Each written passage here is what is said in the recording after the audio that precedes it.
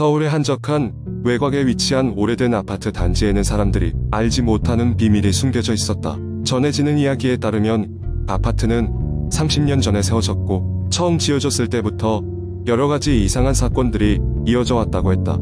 특히 13층의 한 구석방에 관해선 끔찍한 소문이 자자했다. 그곳에서는 밤이 깊을수록 기묘한 소리가 자주 들려왔다고 했다.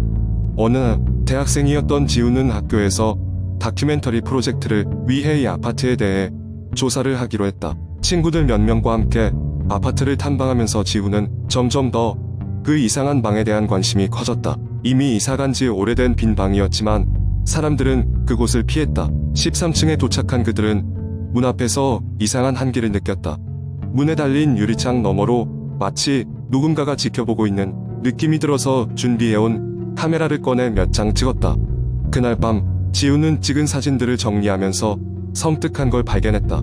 분명 아무도 없었어야 할 방 안에 희미한 얼굴이 창백하게 나타나 있었다. 순간 소름이 돋았지만 그는 혹시나 해서 포토샵으로 확대해 보았다. 그 얼굴은 분명 미소를 짓고 있었고 뭔가에 만족한 듯했다. 다음 날 지우는 아파트 관리사무소를 찾아가 그 방에 얽힌 이야기를 물었다. 관리인은 난처한 얼굴로 말했다. 사실 그 방은 20년 전쯤 방화로 인해 한 방에 갇혀 목숨을 잃은 한 여성의 집이었어요. 그 이후로 아무도 그 방에 살기를 원치 않았죠. CCTV를 보면 가끔 불이 켜져 있거나 창문에 그림자가 지나가기도 해요. 그 이후로 지우는 그 사진과 함께 더 이상 그 방 근처에 가고 싶지 않았다. 하지만 기분 나쁜 일이 계속되었다. 컴퓨터가 자주 오작동을 일으키고 이상하게 방 온도가 떨어지는 일이 빈번했다. 심지어 밤이 되면 어딘가에서 이상한 속삭임이 들려오는 듯한 기분이 들었다. 친구들은 농담조로 그거 그 방에 걸린 거 아냐? 라고 말했지만 지우는 우습게 넘길 수가 없었다. 그러던 어느 날 그는 밤늦게 영상 편집을 하다가 졸음을 이기지 못하고 책상에 엎드려 잠이 들었다. 꿈을 꾸기 시작했는데 누군가가 그의 이름을 부르고 있었다. 눈을 떠보니 그 방에 있었다. 소름 끼치는 미소를 짓고 있는 여자가 그를 가만히 쳐다보고 있었다. 무언가를 말하려 했지만 입이 떨어지지 않았다. 마침내 눈을 떴을 때 여전히 그 미소가 생생하게 떠올라 가슴이 뛰었다. 지우는 결국 사진과 관련 자료를 모두 삭제하기로 결심했다. 그 후로 조금씩 이상한 일들은 사라져갔다. 하지만 그는 때때로 13층을 지나칠 때면 언제나 그 방을 힐끗 쳐다보게 되었고 여전히 창문에 비치는 무언가를 본 듯한 기분에 뒤로 물러서곤 했다. 그로부터 몇 년이 지나도 그 아파트 주변에는 그 끔찍한 방에 대한 소문이 계속되었고 아무도 그 장소에 살기를 원치 않았다. 이상한 비명소리와 한밤중의 불빛은 여전히 그곳의 신비로운 미스터리로 남아있었다. 지우는 그 경험 이후로 더 이상 공포 이야기에는 관심을 두지 않았지만 그날 이후 그의 머릿속에는 항상 그녀가 남아있었다. 두 번째 이야기. 옛날 옛적 경상북도의 한 작은 산촌 마을에 귀신이 나오는 집으로 악명 높은 저택이 있었다. 이 집은 산속 깊은 곳에 위치해 있어 동네 사람들은 그 집 근처에 가는 것을 꺼렸다.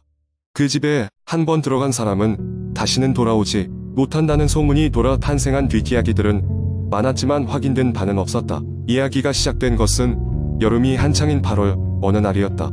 대학교 고고학과 학생인 혜진과 그녀의 친구 3명은 그 집의 비밀을 파헤쳐보기로 했다. 그들은 미스터리와 역사를 사랑하는 대학생들이었고 한밤중에 집을 탐험해 무언가 특별한 것을 찾고자 하는 모험심에 가득 차 있었다. 저녁 무렵 그들은 저택에 도착했다.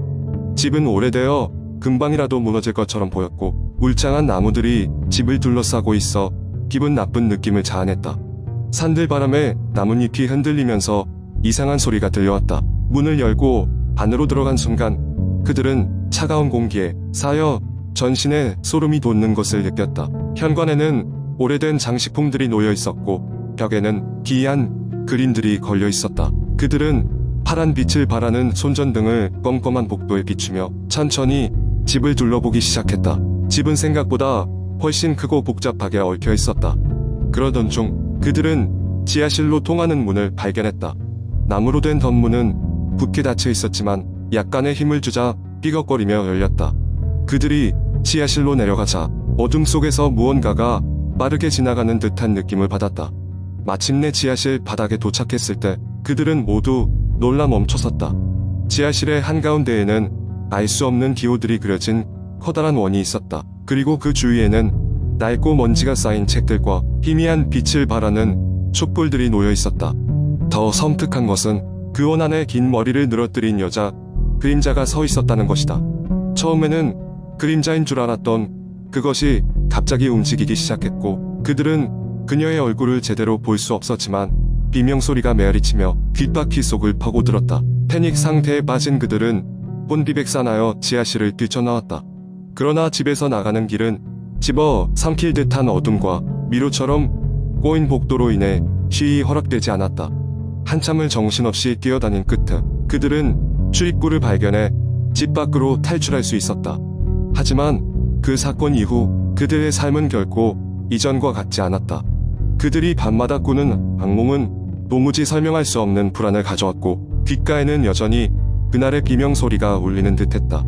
서로의 얼굴을 보는 것조차 역겨워졌고 결국 각자 다른 삶을 선택할 수밖에 없었다. 마을에서는 그 사건 이후로 그 집 근처에는 아무도 가지 않게 되었다. 그러나 시간이 흐르고 그 이야기는 전설이 되어 가끔은 용감한 이들이 그 비밀을 풀어보겠다고 집에 들어가기도 했지만 돌아온 자는 없었다. 마을 사람들은 지금도 어두운 밤이면 그 집 쪽에서 들려오는 알 수 없는 비명소리에 귀를 기울이곤 한다. 눈앞에 보이지 않는 그 무엇이 여전히 그 오래된 저택을 지키고 있다는 이야기와 함께 세 번째 이야기. 어느 날 인터넷 커뮤니티에서 한 사용자가 독특한 제목의 게시물을 올렸다. 제목은 산속의 오래된 폐가에서 겪은 이야기였다. 이 게시물은 수많은 사람들의 관심을 끌며 빠르게 조회수가 증가했다. 그 이야기는 다음과 같다. 몇 년 전 나는 대학생 친구들과 함께 여름방학을 맞아 국내 여행을 계획했다. 우리는 조용하고 자연과 가까운 곳에서 시간을 보내기로 했고 여러 가지 정보를 조사하던 중 한적한 시골 마을 근처에 산속에 위치한 별장을 빌릴 수 있다는 사실을 알게 되었다. 그곳은 인터넷에서 유명한 명소는 아니었지만 아름다운 자연 환경 덕분에 우리에게 딱 맞는 장소인 것처럼 보였다. 별장으로 가는 길은 생각보다 험난했다. 중간중간 작은 마을을 지나야 했고 산길을 따라가야 했으므로 차도 많이 흔들렸다. 저녁 무렵이 되어서야 우리는 드디어 별장에 도착할 수 있었다. 그 별장은 오래되어 보였지만 나무로 만들어진 전형적인 산속의 휴양지 같은 느낌을 주었다. 짐을 풀고 저녁 식사를 마친 후 우리는 별장 주변을 탐험하기로 했다. 별장 주변은 울창한 숲으로 둘러싸여 있었고 공기는 차갑지만 상쾌했다. 우리는 자연에 둘러싸여 있는 이곳의 평화로움에 감탄하며 산길을 따라 걷기 시작했다. 얼마 지나지 않아 우리는 숲속 깊은 곳에서 오래된 폐가를 발견했다. 그곳은 이미 시간이 오래된 건물로 외관은 흉물스럽고 음산한 분위기를 풍겼다. 친구들 중 일부는 모험심에 불타올라 폐가를 살펴보기로 했고 나머지 사람들도 호기심이 생겨 뒤따랐다. 폐가 안으로 들어가자 우리는 무언가가 이상하다는 것을 곧바로 느낄 수 있었다. 내부는 먼지와 거미줄이 가득했고 어딘가 모르게 차가운 기운이 감돌았다. 친구들과 나는 손전등을 꺼내 천천히 이곳저곳을 살펴보았다. 벽에는 이상한 문양이 그려져 있었고 바닥 곳곳에는 낡은 신문들과 종이 조각들이 흩어져 있었다. 방 하나를 둘러보던 중 우리는 벽장 속에서 오래된 일기장을 발견했다. 일기장은 낡고 바랜 상태였지만 중요한 단서가 될지도 모른다는 생각에 우리는 그것을 가지고 별장으로 돌아가기로 했다. 별장으로 돌아온 우리는 일기장을 펼쳐 읽기 시작했다. 일기의 주인은 이 폐가의 원래 주인으로 보였고 그는 이곳에서 무언가를 두려워하고 있는 듯했다. 일기에는 계속해서 그것이 다가오고 있다. 라는 문구가 반복적으로 등장했으며 문장마다 점점 더 두려움에 짓눌린 듯한 느낌이 강했다. 밤이 깊어지자 바람이 세차게 불기 시작했다. 순간 별장의 전기가 끊겼고 우리는 암흑 속에 갇힌 채 당황한 상태로 있었다. 갑자기 창문 너머로 기이한 소리가 들려왔다. 처음에는 바람 소리라고 생각했지만 그 소리는 점점 가까워지더니 이내 분명히 사람의 속삭임처럼 들렸다. 공포에 질린 우리는 모두 거실에 모여 앉아 침착하게 대처하기로 했다. 속삭임은 점점 더 선명해졌고 마치 우리를 부르는 것 같은 느낌마저 들게 했다. 그때 친구 중 한 명이 핸드폰 불빛을 켜더니 무언가 발견했다. 벽에 걸린 거울에 손바닥만 한 크기의 이상한 손자국이 찍혀 있었던 것이다. 우리는 그 자리에서 굳어버렸다. 이토록 명백한 증거가 있음에도 불구하고 누가 장난치는 것이라고 우기고 싶었지만 마음 한구석에서는 그렇지 않다는 것을 알고 있었다. 그때 갑자기 다시 전기가 돌아왔고 집안이 밝아졌다. 놀라움과 동시에 안심했지만 이내 더 기이한 일이 벌어졌다. 손자국이 있는 거울에 비친 우리의 모습이 약간 흐릿하고 다른 차원의 무언가가 있다는 느낌을 주었다. 사태의 심각성을 깨달은 우리는 그곳을 벗어나기로 결심했다. 서둘러 짐을 싸고 차를 몰아 산을 내려오기 시작했다. 산길을 따라 내려오는 동안에도 우리는 계속 뒤를 돌아보게 되었고 마치 누군가가 우리를 따라오는 것만 같았다. 이후 우리는 그곳으로 다시 돌아가지 않았다. 집으로 돌아온 후 몇 주가 지나도록 우리는 그날의 기억을 좀처럼 지울 수 없었다. 인터넷에서 수많은 폐가의 저주 같은 이야기를 찾아보았지만 우리의 경험과 정확히 일치하는 이야기는 찾을 수 없었다. 괴이한 경험의 여파로 우리는 당분간 여행을 하지 않기로 했다. 시간이 약이라는 말처럼 결국 우리는 일상으로 돌아왔지만 때때로 친구들과 함께 그때의 이야기를 꺼내며 잊을 수 없는 추억으로 여길 뿐이다. 이 일화는 커뮤니티에 많은 반향을 일으켰고 오랜 시간이 지나도록 사람들 사이에서 회자되었다. 그곳이 진정 어떤 비밀을 품고 있는지 그리고 그날 밤 우리가 만났던 것이 무엇이었는지는 여전히 미스터리로 남아있다.